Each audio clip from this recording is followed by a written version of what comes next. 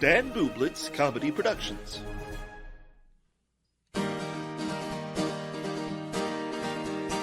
My friend Dan, he's got a podcast, 'cause all comics need a podcast, and nobody had a podcast called The Art of Bombing. So Dan went out and bought a tape deck. Who knows why he bought a tape deck? Podcasts don't get played on tape decks, but Dan is from the 80s. So hey there, all you funny jerks, come talk to Dan about your work. Tell him all about your worst times. It's The Art of Bombing.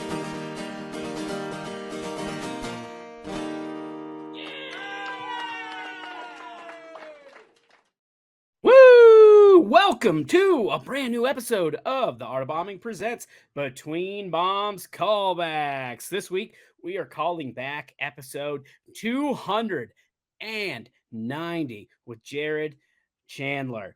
I'm Dan Bublitz Jr., and with me, as always, is my co-host, co-producer, and cohort, Josh Shirley. Yeah, we're in the 90s. It's the 90s. It's the 90s. It's Four Non-Blondes. We got Stone Temple Pilots. We got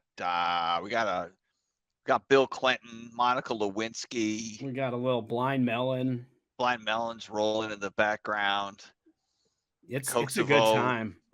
We're having a great time. 90s. I'm far from being a comedian or a podcaster because podcasting doesn't even exist. Exactly. That's right. I wanted to be probably Spider-Man walking into this decade, or a football player. I think the only thing Spider-Man. I knew is I wanted to be a writer. That was my big thing. Oh, well, and you are. I am now. Yes, I am. Yeah. It's funny. Well played. Because my aunt, who I saw, well, it's been a little while now, but the last time I saw my aunt or visited my aunt, my aunt was really big in encouraging me to read and encouraging me that because I wanted to be a writer. And so she really encouraged reading and writing, and she's very supportive of that. And the last time I saw her, she's like, why didn't you ever pursue writing? And I was like, well, I did, but I also do performing. Yeah, I do both. So why did you never get a job, Dan? Like, when are you going to be more like your cousin? Yeah, that's a grandmother thing. That's just totally. Yeah, definitely. It was sweet, but it was also, she didn't think about it that way. I was like, yeah. And then after I said that, she was like, oh, I guess you're right. Nice. Well, it's good that we're getting nostalgic and reaching back, because Jared Chandler definitely does that in this episode when he starts telling us his bombing story. Oh, absolutely. Yeah. It's all the way back to the 4th grade. I was in my Heelys. Man, he was really reaching back for some stuff there. It was so specific too that, the guy had to, it must have, because the way here's what he says. I don't know what just happened, but I think it was bad. Was like his internal monologue when he got off the stage after, I think it's like I've done plays similar to Jared. I've had kind of a long performance history that's not just stand-up comedy. And it's worse to be stuck on stage than it is stuck off stage trying to get on. Oh, absolutely. Absolutely. And I think this is a good time. We should maybe pause and let if you haven't listened to the episode, if you want to hear the full bombing story, you want to hear what we talked about. So everything that we talk about in this callbacks episode makes more sense. Now is the time to do it. Okay. Now that you've listened Welcome back to the episode. Let's continue. We got a lot of things done in that hour and 20 minutes. It was pretty productive.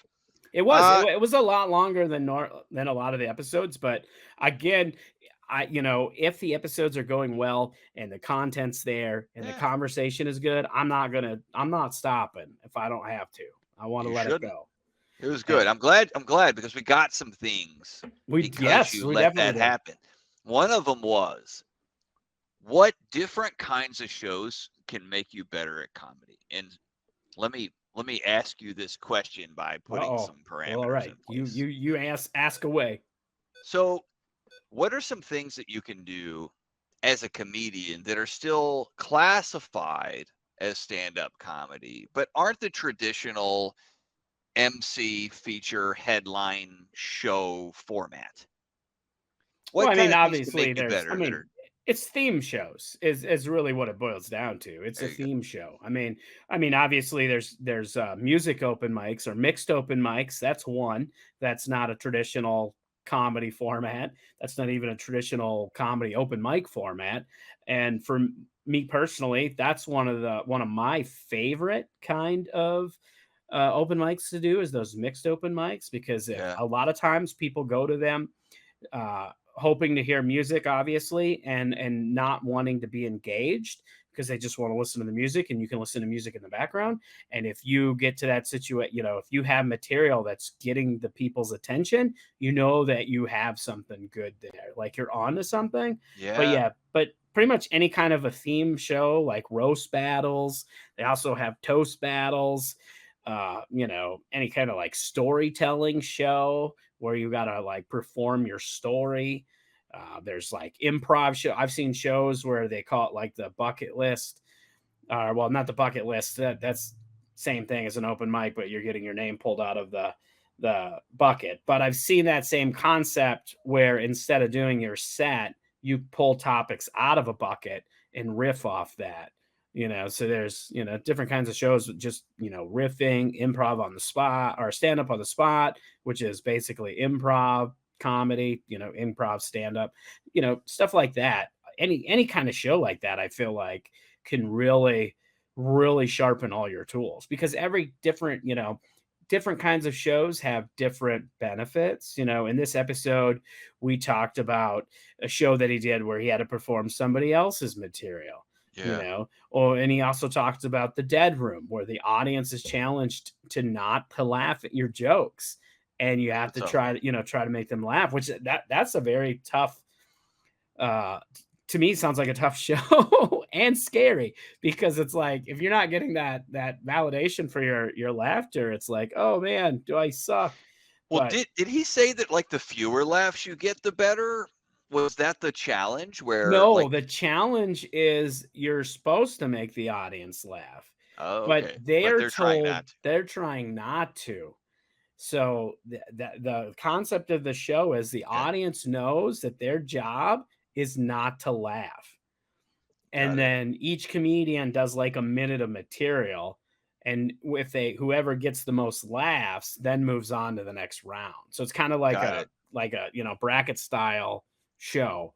I mean, that's what I gathered from the conversation. I haven't seen this show, I haven't been to the show, I've heard of it, Yeah, but I've uh, never heard of a dead room before. Like that's I I'm think it's a now great concept. it is an interesting concept. Like the closest I've ever come to that is doing a show where it's you and another comic on stage. The audience Mhm. can laugh, but the other comic can't.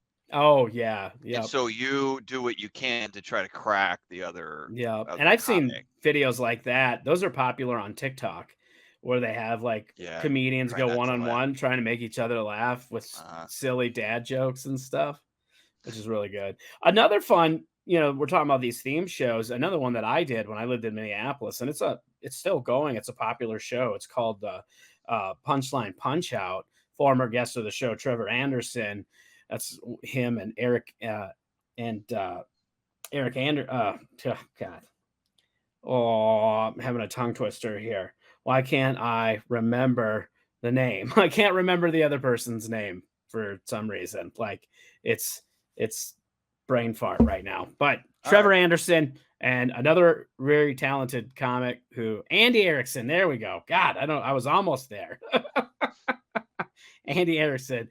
They came up with a show called Punchline Punch Out. And basically what it is you get a word, and then like 24 to 48 hours before the show, and you're going up against another comedian, they get that same word, and you have to write like I think a 3 to 5 minute set on that word, and then you go head to head.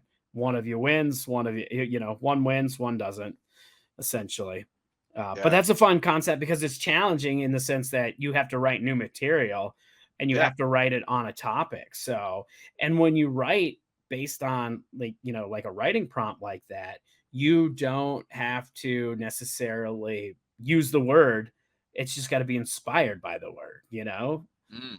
You know, that's the thing. It's whatever inspires, that word. So if it's a word that has multiple meanings, you can explore all kinds of different things with it, you know? Yeah, so going right there. I mean, if there's something on your scene that forces you or traps you into having to write new material, I think that's the first thing to go for. We do one here called 50 first jokes, or what the number changes, but like Yep. We have a you show similar to that here in Denver. Yep. you've I've seen that.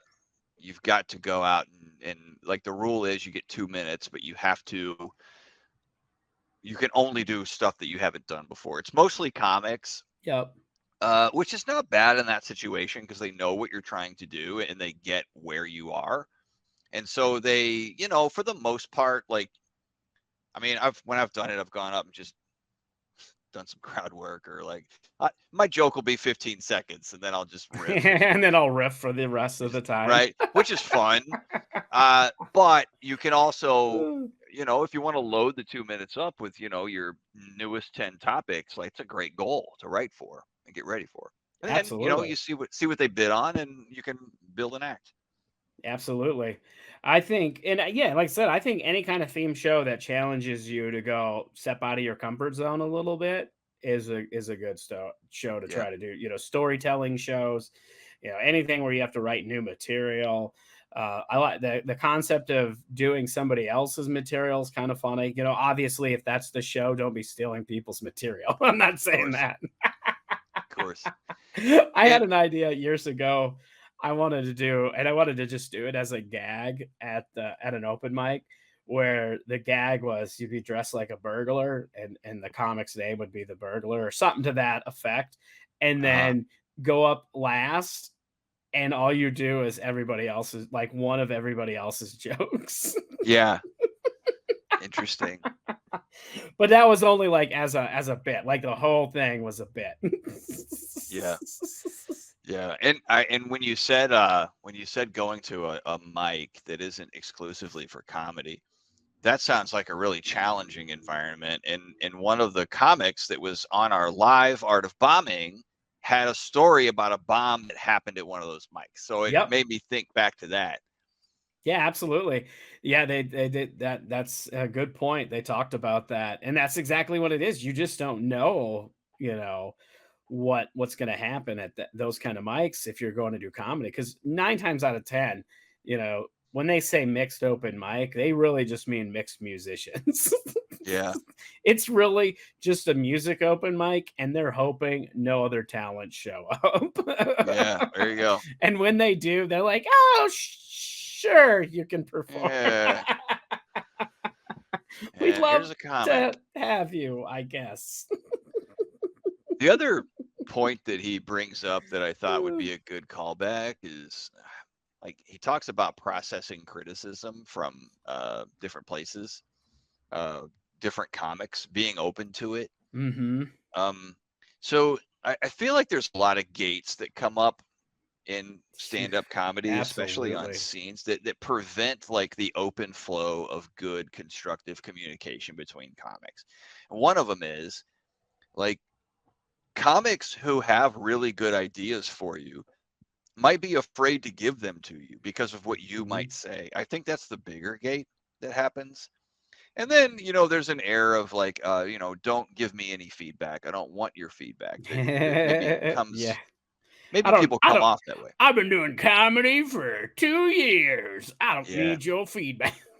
right. But the culture, you'd No. probably agree with me at most mics where it's all comics working on material, and I'm picking on mics because that's the goal of the mic is to get Well, better yes, to work at on that new comedy. material. Yeah, But it absolutely. lacks the most important thing, which is getting some kind of constructive. Now, besides the audience interaction with the joke itself, like, I mean, you're only going to get better by performing the joke over and over again in Mhm. front of people. But if there's another voice there that says, "Hey, try this. Have you thought about that? I didn't understand this."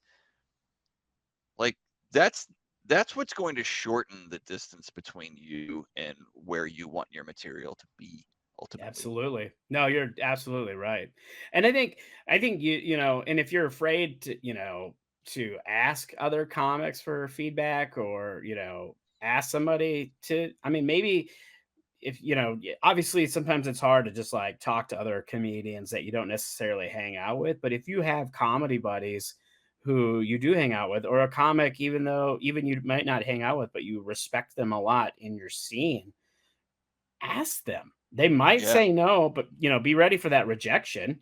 But don't be afraid to, ask, because a lot of times comedians, especially if they have a reputation for being a nice person already, there's a good chance that they'll be willing to watch your set and maybe give you some feedback. Yeah. And yeah, so there's lots of comedians. You're absolutely right, because and not only that, but I think you just found a good solution for people here. Like, what I like to do is to go, before I go up, I'll go to one or two people who I can rely on for this Hmm. and say, watch my set, let me know what you think. And for one thing, if somebody's out in the hall or not watching your set, like, you get a couple people in there who are actively active Listening. Yep. participants in it. Actively listening. I've literally done that, where I'm like the last one to go, and I'll walk around and be like, yo, just put your cigarettes out and get inside. And like, and then, I'm gonna do new material, and then you yeah, go you in and you haven't do seen it. old material It's and a you bunch of trick crap. them. Yeah, gotcha. But you can go around to people and ask for it, but you will find comics, to Dan's point, like, they don't necessarily want to give you feedback, because they're not good at it, they're not comfortable with it, they don't want to do it, which is okay. And that's the other Yep. gate. Like, people just don't give it because they don't want to, or Yeah. they don't. Well, and kind of to that, not giving it, I also, I believe in the school of we should always be, learning, and we don't have to, if somebody has a suggestion for us or some feedback, there's no reason to let your ego get in the way of that. You can accept whatever they're giving you and then not use it if it doesn't align with what you're doing. But you don't have to Exactly. be a jerk about it when they approach you.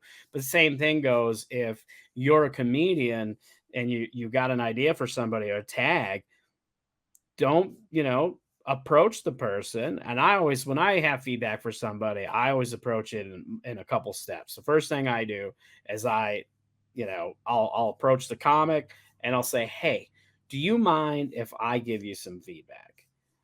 I got an idea," or whatever it is. And if they Yeah. say no, and I'll say that, and I'll say, if you're not up for it, that's fine, no pressure. And if they say no, drop it. Going on my way. No big deal. No harm, no foul. I'm not getting mad at them. I'm not, oh, they should have took my idea and getting I'm just, it's done. But Yeah. most of the time, comics will be open to that, oh, hey, that would be great. I would love some feedback. Because you'd be surprised how many comedians just don't have the courage to ask for feedback, but really Yep. want some feedback. So Yeah. when somebody approaches them with that, they're very excited because they're like, "Oh, finally!" That's awesome. Yeah, you incorporated a really key piece that people shouldn't skip over, which is asking for permission first. Yeah, Just go and absolutely. say, look, can I give you some feedback? Is that okay? Totally cool. If not, like, give them those options. Like, Yep, I cannot, I can, up to you. They're in control. I love that. yep, And, and same thing with asking for people to give you feedback. Make sure it's cool first. yep, absolutely. And with that too, giving going back, kind of the end of the giving feedback. Same thing is where I was going with that is in the next phase, you give them the feedback, and they'll either say, "Oh, that's great," and not use it, or maybe they will add it. But if they don't add it, don't be offended. Because we each have our own voices and our own ways of writing, and sometimes we think we can write for other people and we can't. Sometimes we can. Yeah. Sometimes I'm better at writing tags and coming up with ideas for other people than I am my own act. I like listen to my own act. I'm like, I can't think of a tag for the life of me. And then, you see somebody else and I'm like, oh, I'm like, I can write for days. Yeah. Yeah. which is also kind of frustrating because it's like, damn it, why can't I do this for my own act? Here you go. I know.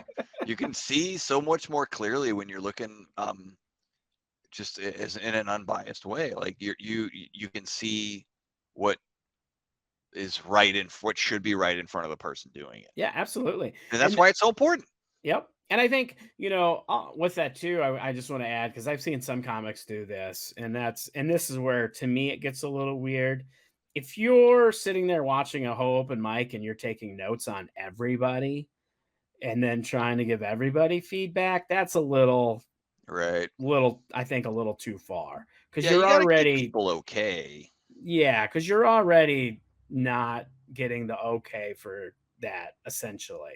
Yeah, it's true. It's more of if you're watching somebody and something spontaneously comes and you have an idea in the moment, that's the kind of feedback you should be giving. You shouldn't be sitting down unless the whole open mic asked you to sit down and write those notes. Yeah. I mean, because that's one thing at the Comedy Works, their new talent night, they do give notes. But that's, we all know that. All the comics that are on the show know that the people who kind of run the mic that facilitate the new talent night and some of the pros will sit and watch the show and they'll take notes. And then they'll give some notes after the show, which is great because you can get some good feedback. And just like when they're giving feedback, they always preface it with saying, hey, this is just, don't take any of this personal. This is just notes that, will help in this club. It probably doesn't apply to anywhere else you perform. Take it or leave it. No hard feelings. We're just giving you some notes, kind of thing. Yeah. And it's true. Like some of the stuff is good. Some probably doesn't apply to, other rooms or, other circumstances. So, just keep an open mind, I guess, is what I'm getting at. It doesn't matter where you're at in comedy either. You should be keeping an open mind and Yeah. wanting to get better, because sometimes we're blind by our own, writing, our own jokes. Yep. They become our babies and we don't, Yeah. We hold on to precious little phrases and words that are unnecessary because we wrote them. And we find out that when we do what we're most afraid of and just getting rid of some of those things and changing something we've been reluctant to change, that it becomes our greatest asset. And it Yep. really just turns the whole thing around. Absolutely. And I'm not, a lot of times if somebody has a suggestion for me, unless it's an audience member, because usually their suggestion is to say something horrific, whether it be very sexual, very racist, very stuff like that. And then 9 times out of 10, it's also street joke too that they're giving me. So I don't really pay much attention to that stuff. But if a comic gives me a tag, even if I don't know that it's my style, I'll still try it just to see. And Yes. if it doesn't work, it doesn't work. And if it does, maybe I try to rework it so it is my style. Yeah. And my last kind of thought on feedback is some comics, if they're willing and they're paying attention, are great at giving you feedback on how to write your jokes. If someone is not a comic, I have never had success getting any kind of feedback from them. Now, what they can do inadvertently sometimes is give you feedback on you.